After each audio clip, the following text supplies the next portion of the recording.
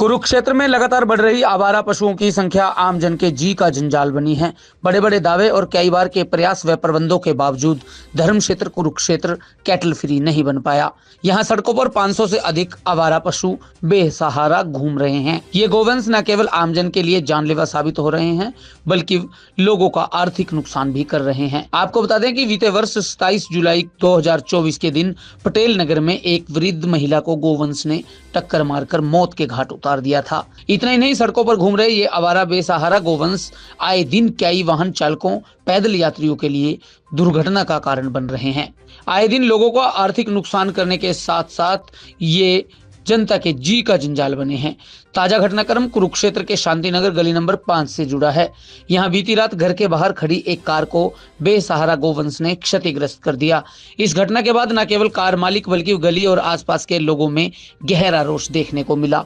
लोगों को कहना है कि आखिर सड़कों पर घूम रहे बेसहारा गोवंश की समस्या से कब छुटकारा मिलेगा। लोगों की सरकार और प्रशासन से मांग है कि कुरुक्षेत्र को कैटल फ्री बनाया जाए और कुरुक्षेत्र की सड़कों पर घूम रहे आवारा गोवंश बेसहारा गोवंश का इलाज और प्रबंध किया जाए। प्रशासन इन गोवंश को रखने के लिए जगह की तलाश कर रहा है। शहर से पशु मुक्त किए जाने के अभियान जो हैं वो कुछ समय से ठप हैं। बीते वर्ष धर्मनगरी के पटेल नगर में न्यू कॉलोनी में सड़क पर घूम रहे गोवंश ने बुजुर्ग महिला को पटक पटक कर मौत के घाट उतार दिया था। इस घटना से प्रशासन में हलचल मच गई थी। आनन फानन में सड़कों को पशु मुक्त किए जाने के दावे किए गए थे, अभियान भी चलाए गए थे, परंतु आज ये अभियान जो है वो ठप है। बुजुर्ग महिला की मौत के बाद कई और लोग भी गोवंश की चपेट में आ चुके हैं, जिनमें व्यापारी नेता फतेह चंद गांधी भी शामिल है। आपको बता दें कि उक्त बुजुर्ग की मौत के बाद मची हलचल के बीच प्रशासन की एक संस्था के साथ बातचीत हुई और सड़कों को पशु मुक्त किए जाने का काम संस्था को सौंपा गया। इस फर्म ने पशुओं को सड़कों से हटाने का अभियान भी शुरू किया था, परंतु अब काम लटक गया। संस्था के प्रतिनिधि जसवीर सिंह ने बताया कि इस साल में 1000 से अधिक गोवंश विभिन्न गौशालाओं में पहुंचाया जा चुका है। बीच बीच में गौशालाओं में जगह न होने के कारण कभी भी अभियान रुक जाता है। अब बारिश और कांवड़ यात्रा के चलते कुछ दिनों से ये अभियान रोका गया है। आपको बता दें कि ऐसा भी नहीं है कि प्रशासन द्वारा इस दिशा में काम नहीं हुआ। इन गोवंश को रखने के लिए ग्राम पंचायतों से जमीन दिए जाने को लेकर भी प्रशासन ने एक अभियान चलाया था। हालांकि प्रशासनिक तौर पर 2-3 बार बैठक भी हुई, लेकिन आज तक सिरे नहीं चढ़ पाई। यहाँ तक कि श्री कृष्ण आयुष विश्वविद्यालय के गांव फतेहपुर स्थित खाली परिसर भी अस्थायी तौर पर इसके लिए प्रयोग किए जाने पर विचार हुआ था, परंतु यह मामला आगे नहीं बढ़ा। लोगों को कहना है कि रात के अंधेरे में जो लोग इन पशुओं को शहर में छोड़ जाते हैं उन पर कार्रवाई की जानी चाहिए। वाव फाउंडेशन द्वारा जो सड़कों से पशुओं को गौशाला में पहुंचाने का काम किया जा रहा है, इसके बारे में क्या जानकारी देंगे? ये अभियान लगातार चल रहा है और अभी पिछले 1 साल के अंदर 1000 से ज़्यादा जो गौवंश है वो गौशालाओं में छोड़ा गया। पीछे यहाँ सारी गौशालाएं पैक होने के बाद गौशाला आयोग से परमिशन ली गई कि हिसार और पानीपत छोड़ने की।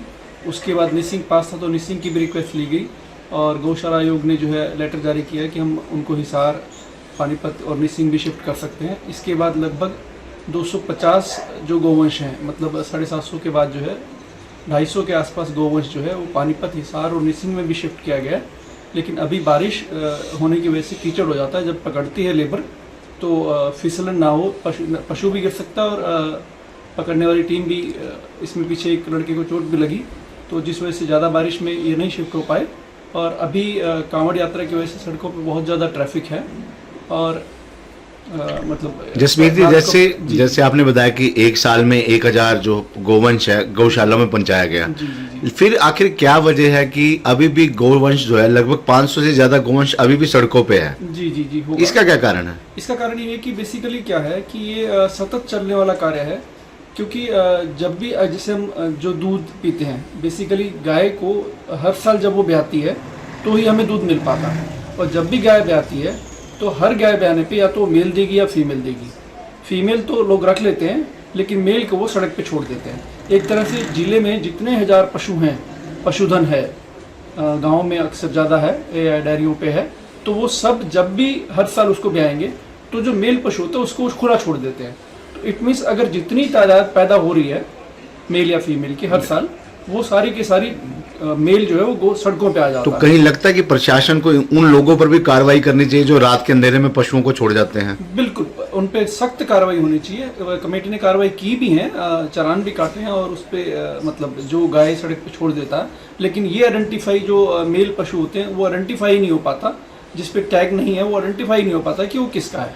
अगर कोई टैग लगा पशु सड़क पे आता है तो उसका चालान भी होता है और वो प्रॉपर प्रोसीजर से, अगर कोई पशु यहाँ से गौशाला भी छोड़ा गया तो बाकायदा कमेटी का चालान फीस जमा कराने के बाद ही वो गौशाला से वापस ला पाता है और उस टैग नंबर की एंट्री होती है। तो हम मान सकते हैं कब तक जो है सड़कों से पशु मुक्त नजर आएंगे?